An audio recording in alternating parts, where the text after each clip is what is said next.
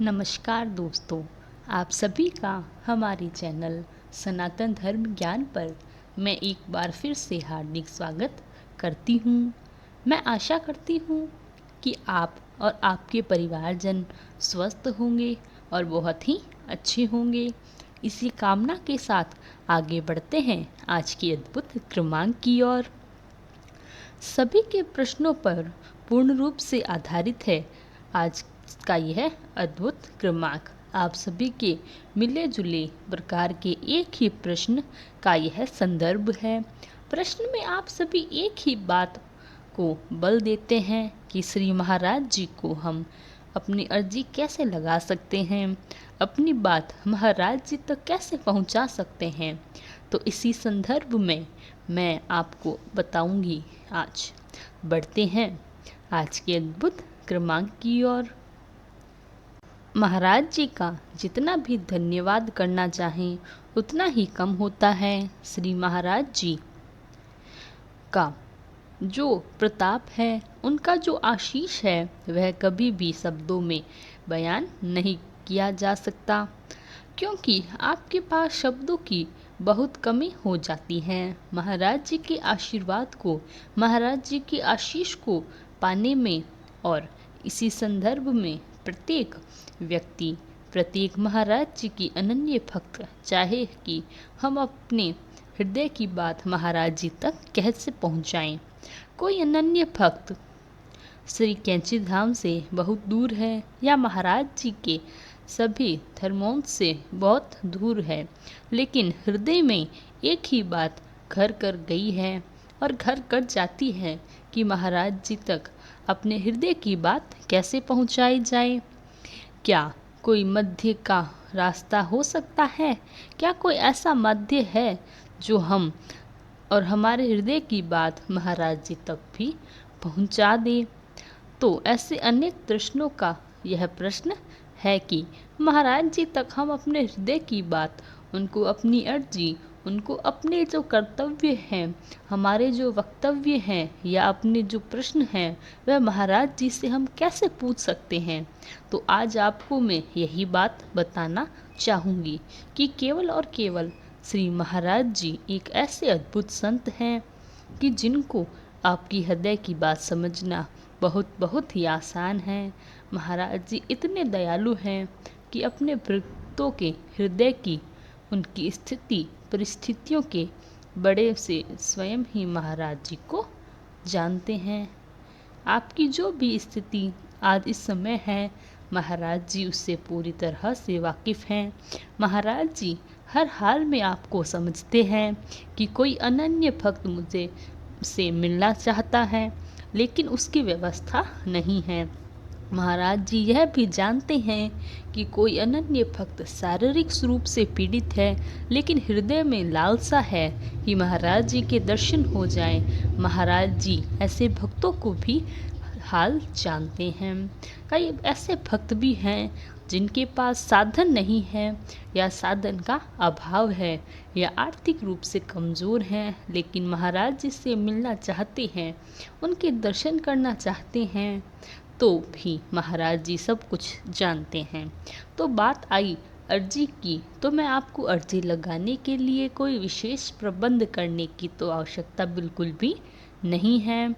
यही बात मैं कहना चाहूँगी कि आपको किसी भी प्रकार का कोई ऐसा प्रबंध, कोई ऐसी विशिष्ट कार्य, कोई विशिष्ट मंशा, इसकी आवश्यकता है ही नहीं। मैंने आपको कई क्रमांकों में एक बात बताई है कि महाराज जी केवल भाव के भूखे हैं। अगर आप हृदय से महाराज जी के प्रति श्रद्धा रखते हैं, भाव है और श्री महाराज जी के प्रति प्रेम है, बस यही आपकी हंसी हो जाती है। अगर आपके पास महाराज जी की छवि चित्र है आपके घर पर भी और आपको उसकी कहानी पर विराजमान किया है, महाराज जी के स्वरूप को कहानी पर आपने रखा हुआ है, चाहे मंदिर का स्थान हो, पूजा स्थल हो या कोई अलग स्थान आपने स्थान बनाया हो, जैसे भी आपकी इच्छा है, जो भी स्वरूप में आप महाराज जी को स्थान प्रदान किया है, तो आप इस स्वरूप में महाराज जी के समक्ष आकर अपनी मन की बात कर दीजिए। वहीं आपकी आरती हो जाएगी, वहीं आप महाराज जी आपकी बात सुन लेंगे। यही महाराज जी की अर्जी है कि अगर आप उनके छवि चित्र के समक्ष, उनके विग्रह के समक्ष कैंची धाम में किसी भी धाम में जाकर आ जाएं, आपकी हर प्रार्थना महाराज जी तक पहुंचती है। इसका एक उदाहरण मैं आपको और बताती हूँ। यह स्वयं महाराज जी के वाक्य हैं कि कोई भी अनन्य भक्त बहुत ध्यान से सुनिएगा इस बात को, आपके प्रश्न का उत्तर आपको इसी वाक्य में मिल जाएगा।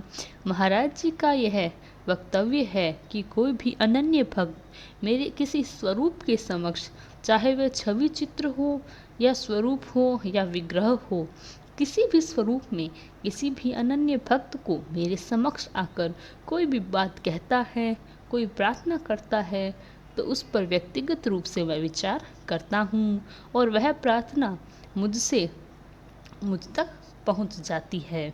तो इस वाक्य से आप यह समझ सकते हैं कि कोई भी विशिष्ट प्रकार से अर्जी या कुछ भी आपको करने की ज़रूरत नहीं है। महाराज जी बड़े ही दयालु हैं, बड़े ही भोले हैं। महाराज जी आपको केवल और केवल प्रेम और भाव से अपनी बात महाराज जी के समक्ष कर देनी है और समझ लीजिए आपकी अर्जी महाराज जी तक आसानी से पहुंच गई है। बस इतना सा कार्य है, लेकिन फिर भी मैं आपको एक बात कहूँगी कि संकुचित मन होइए। आप हृदय से संकोच कर अपनी बात नहीं रखें, तो आप बहुत भूल रहे हैं। महाराज जी बड़े दयालु हैं। आप हृदय खोलकर जैसे अपने माता पिता से बात करते हैं, जैसे गुरुजनों से आप बात करते हैं, ऐसे ही आप अपने शब्दों में महाराज जी के समक्ष अपने हृदय की बात खोलकर रख दीजिए। बाकी सब महाराज जी के ऊपर छोड़ दीजिए। महाराज जी सब कुछ जानते हैं। महाराज जी कहते हैं, यह भी महाराज जी का ही वाक्य है कि चिंता मत कर, हमने कह दिया, चिंता मत कर। अपने अनन्य भक्तों से महाराज जी के समक्ष चिंतित होकर या किसी भी परेशानी से आकर महाराज जी के समक्ष आते थे, तो महाराज जी यही वाक्य उनके लिए होता था कि चिंता मत कर, हमने कह दिया, चिंता मत कर। इसका आशय है कि महाराज जी के समक्ष कोई बात कह दे, आपको चिंता मुक्त हो जाना चाहिए। ये ऐसा ही है कि आपने अपनी सभी परेशानियों का जितना भी भार है महाराज जी के चरणों में समर्पित कर दिया है। बाकी जो भी करेगा, जैसा भी करेंगे, जो भी रास्ता निकलेगा महाराज जी निकालेंगे। फिर आपको चिंता करने का कोई लाभ नहीं मिल पाएगा। चिंता छोड़ दीजिए। अपने हृदय की बात बस आपको कहनी मात्र है। महाराज जी ऐसा उसका समाधान निकालेंगे जो सबसे महत्वपूर्ण होगा आपके लिए। देखिए, एक कहावत है, छोटी सी न सोच और नारायण सोच, और यानी कि हम अपने लिए बहुत सारी व्यवस्थाओं के विषय में पहले से ही अपनी योजनाएं बना लेते हैं, लेकिन ईश्वर को जो हमारे लिए योजना सुनिश्चित करते हैं, वह योजना हमारे लिए सबसे ज़्यादा अच्छी होती है। उसमें हम सब की बहुत भलाई होती है और ईश्वर ऐसा कार्य करते हैं क्योंकि हम जो मनुष्य हैं, हम आगे पीछे कुछ नहीं सोचते। हम एक जिद पकड़ लेते हैं कि हमारा अमुक इच्छा पूरी हो जाए, और ईश्वर ऐसा नहीं सोचते। ईश्वर सोचते हैं कि इस भक्त की कौन सी इच्छा पूरी की जाए कि जिससे इसको सबसे ज़्यादा सर्वाधिक लाभ हो और इससे जीवन में जो खुशियां हैं वो यूं ही बनी रहें।